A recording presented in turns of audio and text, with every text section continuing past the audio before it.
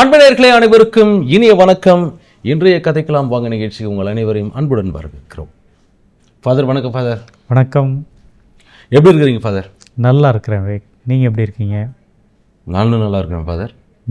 சிறப்பாக இது 5வது வாரமாக இந்த டாப்பிக்கில் வரோம். நீங்கள் கடவுளை உணர்ந்த தருணம் பிறரிடம் இருந்து அப்படின்னு சொல்லிட்டு நம்ம பேசியிருந்தோம்.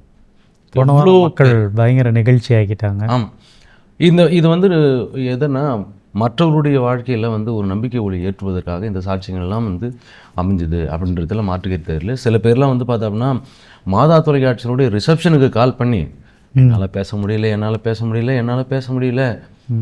இன்னும் எத்தனை வாரம் இருக்குது அப்படின்னு சொல்லி அதனால் பெரும் வரவேற்பு பெற்று இந்த வாரமும் இந்த டாப்பிக்கில் பயணிக்க போகிறோம். மேபி அடுத்த வாரம் கூட வரலாம். எப்படி நினைக்கிறீங்க, என்ன நினைக்கிறீங்க பாத்தர்? இல்லை, உண்மைதான். போன வாரம் ரொம்ப நிகழ்ச்சி அமைஞ்சிச்சு. கடவுளை சந்தித்த தருணம் அப்படிங்கும்போது சாதாரண மக்கள் அவர்களை ஏற்றுக்கொள்கிறது, அன்பு செய்கிறது, கடவுளுடைய பேரன்பை உணர்றது, இதில் வந்து அமர்க்கலப்படுத்தியிருக்கிறாங்க. சிறப்பு ஃபாதர். அமர்க்கலப்படுத்தியிருக்காங்க அப்படின்றத விட ஆவலோடு அது மனம் வரணும் இல்லை? சில பேர்லாம் வந்து மனம் திறந்தால் கூட சில நேரத்தில் இந்த கையோ இந்த வாயோ வராது. அதுக்கு முதல்ல வந்து மனம் திறக்கணும், அதுக்கப்புறம் வந்து செயல் வடிவம் பெறணும்னா இவங்க சாட்சியங்களாக செயல் வடிவம் பெற்றிருக்காங்க. அந்த வகையில் பார்த்தோம்னா இன்றும் எத்தனை பேர் வராங்கன்னு காத்திருங்க. ஒரு நிமிஷம் ஃபாதர், எனக்கு என்ன தோணுச்சு அப்படின்னா, இந்த கடவுளை உணர்கின்ற தருணம் எல்லாருடைய வாழ்க்கையிலும் ஒரு வேளை அமைஞ்சிச்சுன்னா எப்படி இருக்கும்? இல்லை, என்ன அப்படின்னா எல்லாருக்குமே அமையும், ஆனால் ஒரு சிலர் தான் உணர்கிறாங்க. உணர்றவர்கள் வாய்ப்பு கிடைக்கும்போது அதை மற்றவரோடு பகிர்ந்துக்கிறான். ஆனால் எல்லாருக்குமே அப்படிப்பட்ட ஒரு தருணம் அப்படிங்கிறது கண்டிப்பாக கிடச்சிக்கிட்டு தான் இருக்குது. எங்கேயோ ஒரு இடத்துல நம்ம பயணம் செஞ்சுக்கிட்டு இருப்போம்.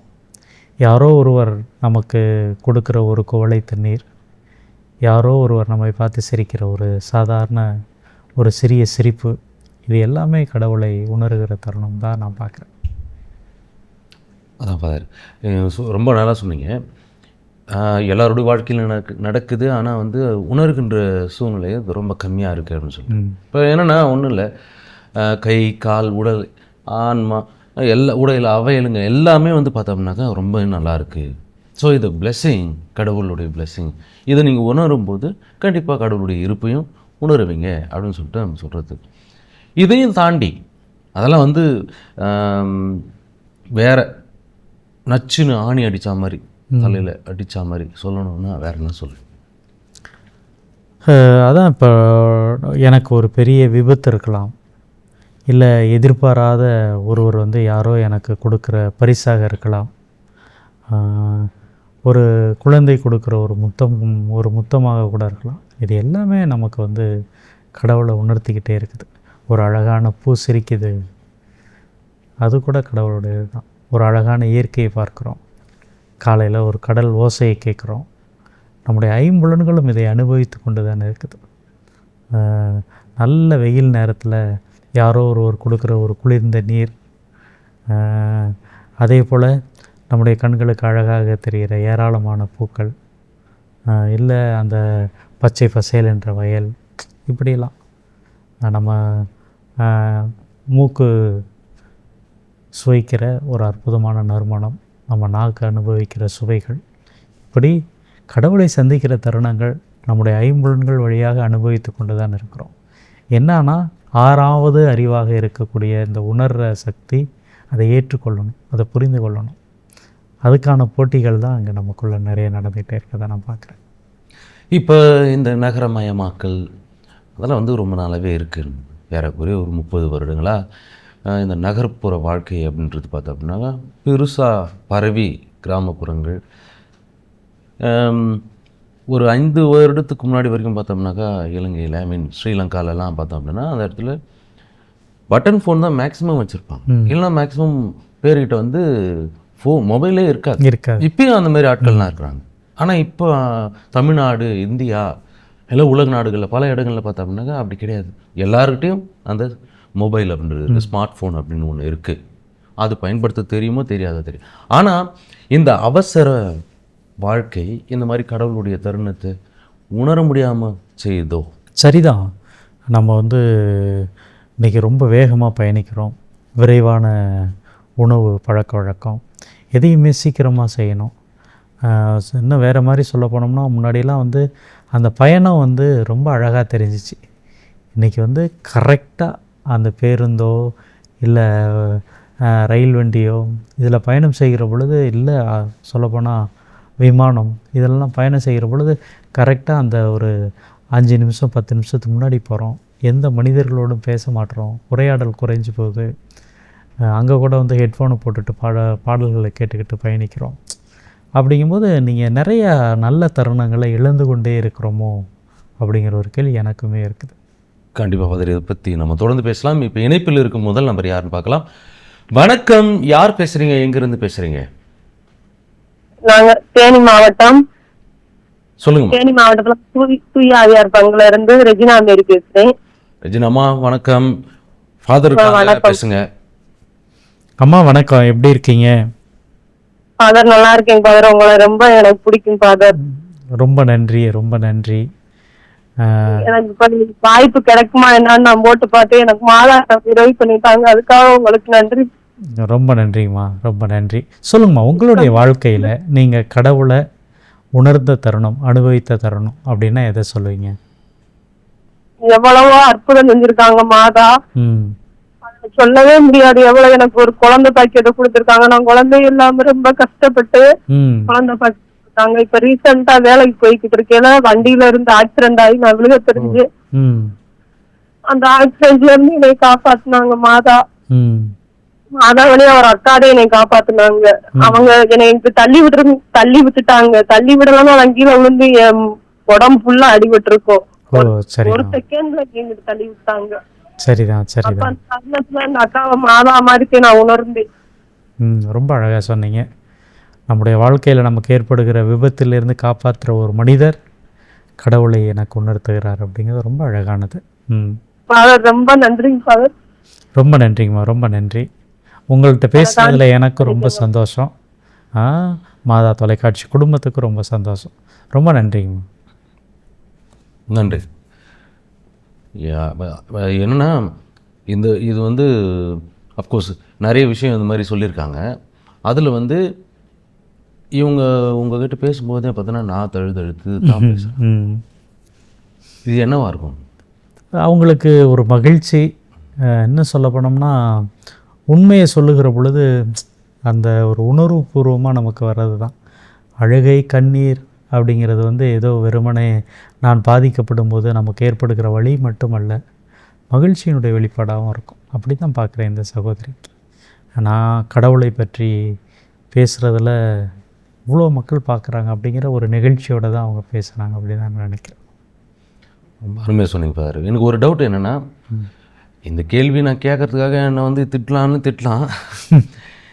குழந்தை வரம் அப்படின்றது எவ்வளவு முக்கியமானது. இன்றைக்கி ஏன் வந்து அது நிறைய பேருக்கு அந்த மாதிரியான சூழ்நிலை பிரச்சனையாக வந்து நிற்கிது இந்த கேள்வி ஃபாதர். ஓகே, இணைப்பில் ஒருத்தர் இருக்கார், பேசிட்டு வந்து இதுக்கு பதில் சொல்லுங்கள். வணக்கம், யார் பேசுறீங்க? எங்கிருந்து பேசுறீங்க? ஃபாதர், நாங்க வேலூர்ல இருந்து பேசுறோம் ஃபாதர். என் பேர் பிரான்சிஸ் ஸ்ரீதர் ஃபாதர்.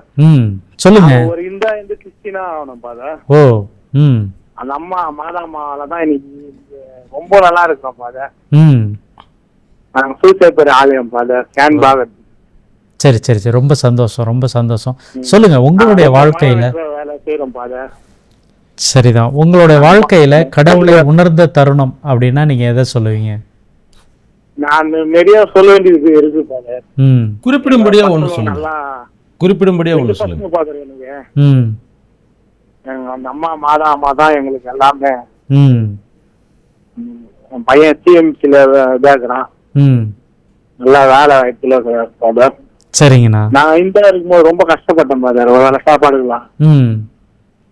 இன்னைக்கு அந்த அம்மாவோட அற்புதத்தால நல்லா இருக்கிறேன் ஃபாதர். ரொம்ப ரொம்ப ரொம்ப நன்றிங்கண்ணா. எங்களுக்கு எப்பவுமே அந்த அம்மா தான் ஃபாதர். சரிங்கண்ணா. அந்த அம்மா தான் எங்க உயிர்.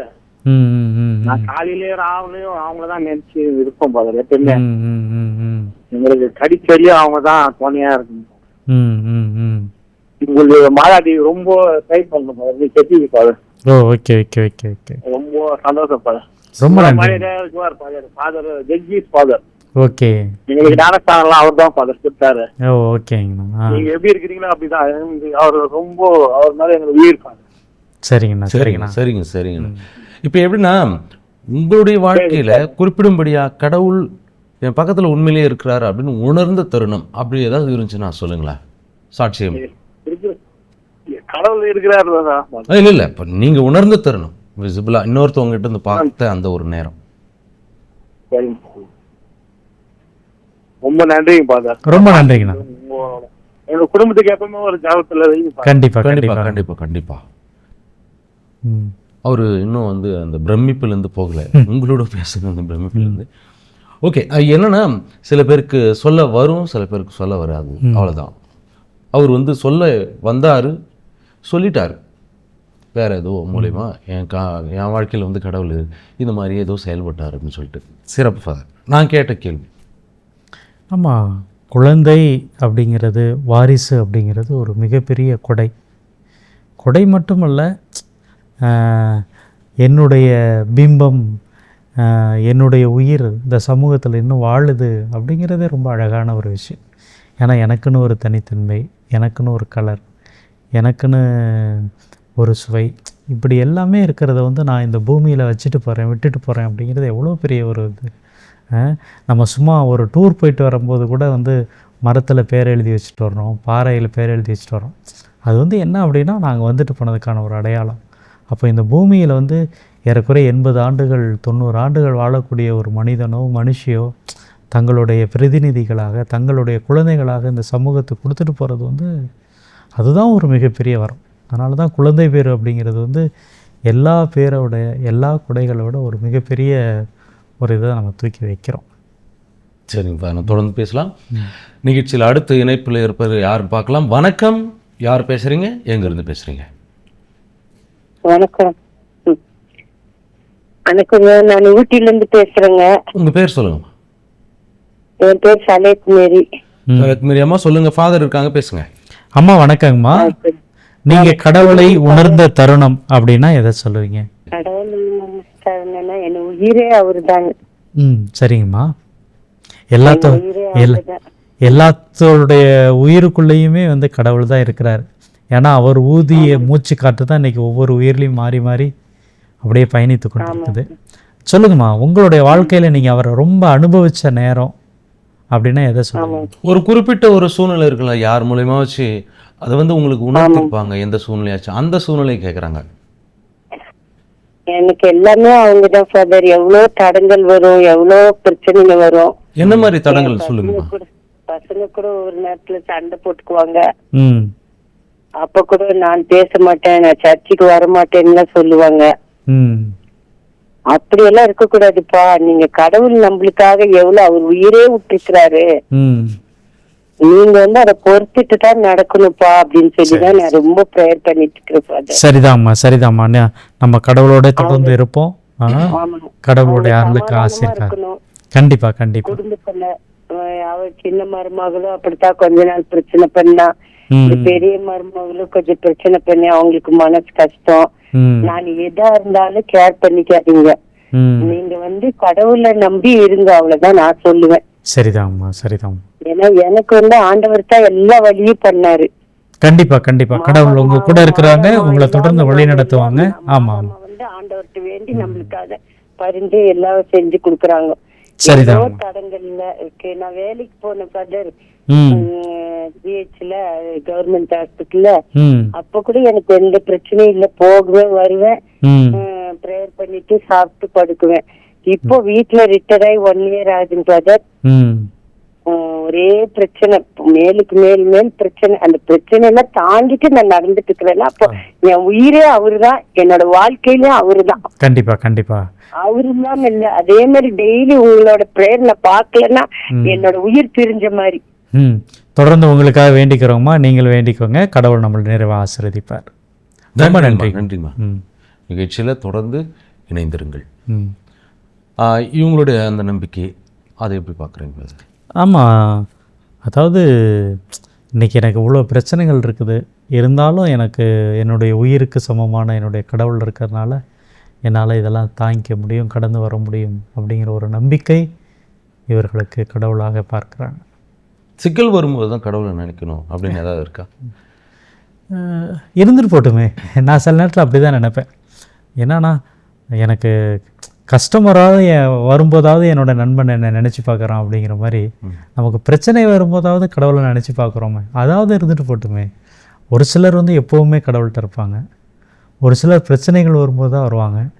தேர்வுகள் வருகிற பொழுது தான் கடவுள்கிட்ட நிறைய பொருத்தனைகள் வைக்கிறோம். அதுபோல் பிரச்சனைகள் சொல்ல போனோம்னா அதுதான் நம்ம கடவுள்கிட்ட ஒரு வேளை கூட்டிகிட்டு போகுதோ அப்படின்னு நினைக்கிறேன். எப்படியோ ஒன்று கடவுள் கூட இருந்தால் போதும். சரிங்க, தொடர்ந்து பேசலாம். இணைப்பில் அடுத்து யார் இருக்காரு பார்க்கலாம். வணக்கம், யார் பேசுறீங்க? வணக்கம் தம்பி, நல்லா இருக்கீங்களா? உங்க வீட்டுல எல்லாரும் நல்லா இருக்காங்களா? நல்லா இருக்காங்க, நல்லா இருக்காங்க மேடம். உங்க பேர் சொல்லிடுங்க. என் பேர் ராஜபிரபாவதி.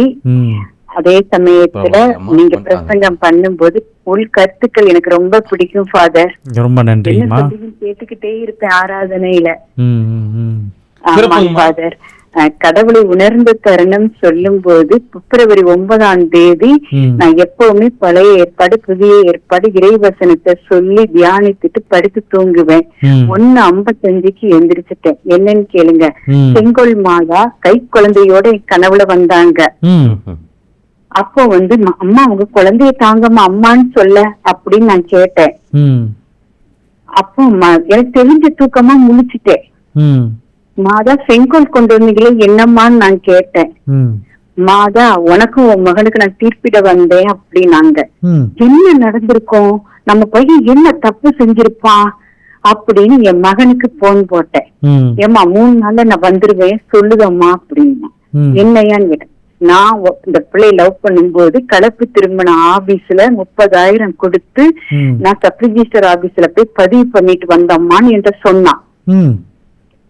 ஏல திருடி கணக்கு அந்த வேலைய பண்ணிருக்கீங்க. மாதா எனக்கு சொல்ல காரணம் ஜெபமாலை சொல்றது, அந்தோனியார் ஜெபம் சொல்றது, இறைவசனம் வாசிக்கிறது.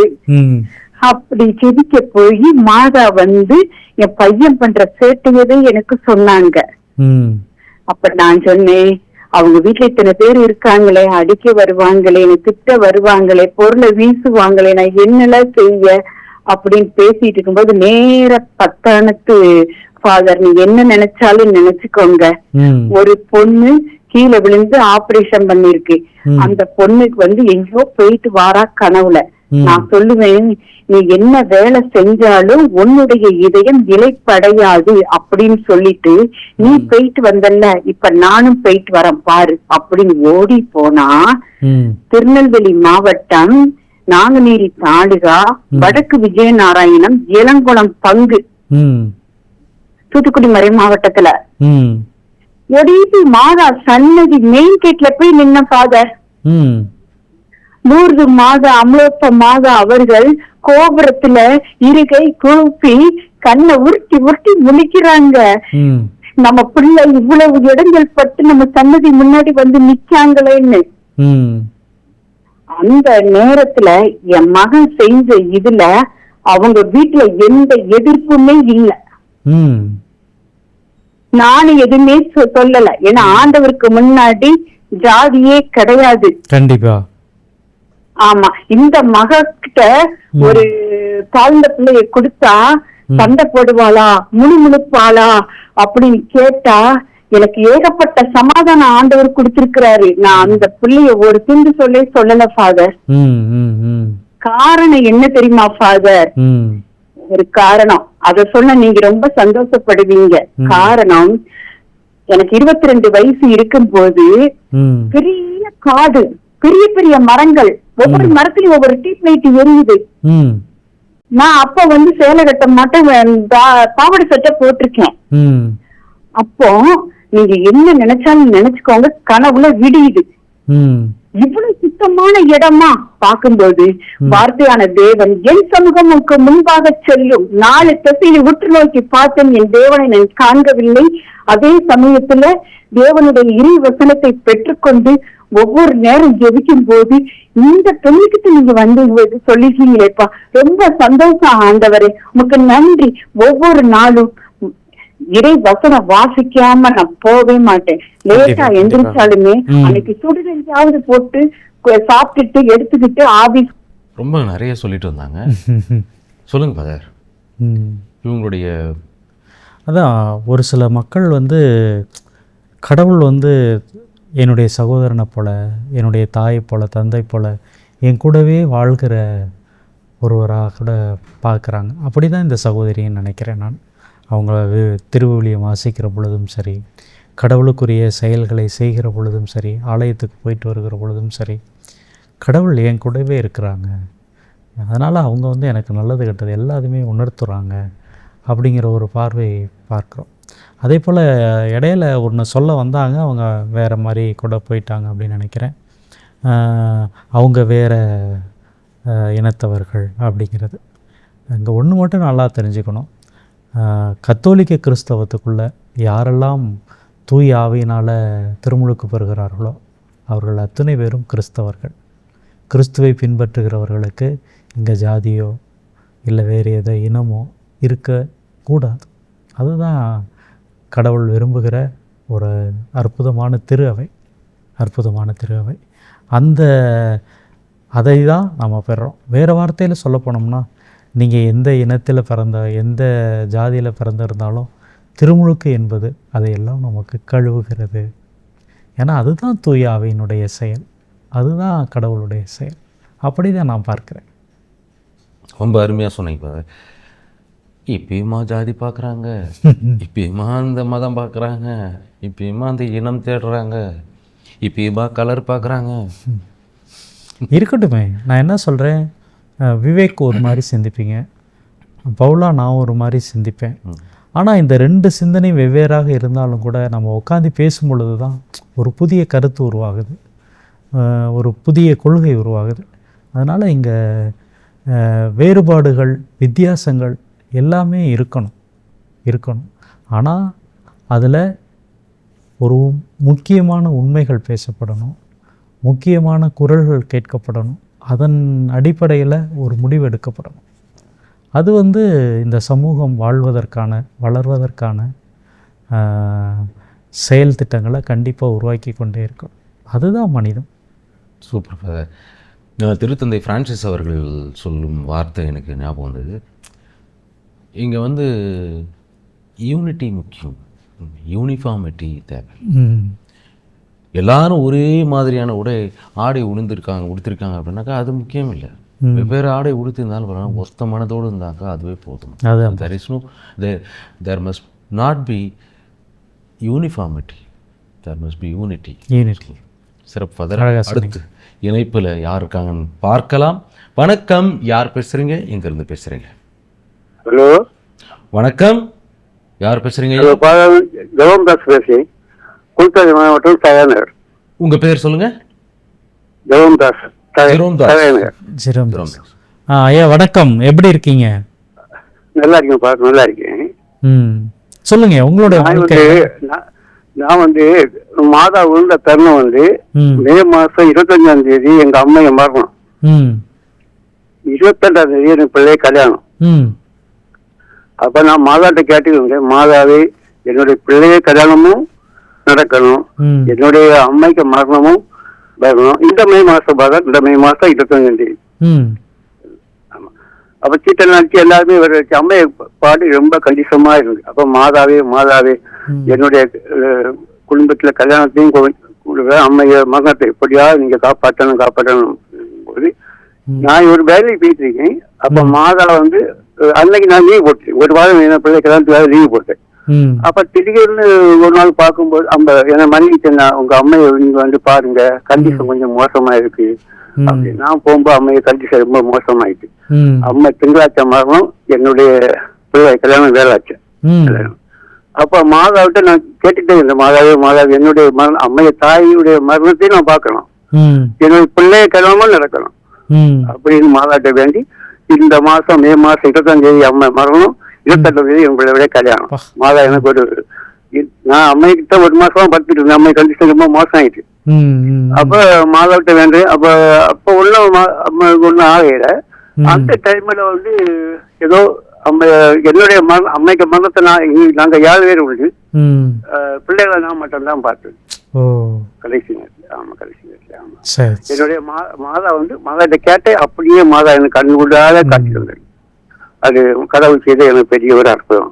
கண்டிப்பா கண்டிப்பா. ரொம்ப ரொம்ப ரொம்ப அழகா பகிர்ந்துட்டாரு. என்ன அப்படின்னா, நம்ம வந்து ஒரு சில நேரங்களில் நல் மரணம் அப்படின்னு ஒன்று சொல்லுவோம். நல் மரணம் அப்படிங்கிறது வந்து என்ன அப்படின்னா, எனக்கு பிரியமானவர்கள் என்னுடைய அருகாமையில் இருக்கிறது, ரொம்ப யாரையும் கஷ்டப்படுத்தாமல், நம்ம கஷ்டப்படுறோங்கிறத தாண்டி யாரையும் கஷ்டப்படுத்தாமல் இறந்து போகிறது.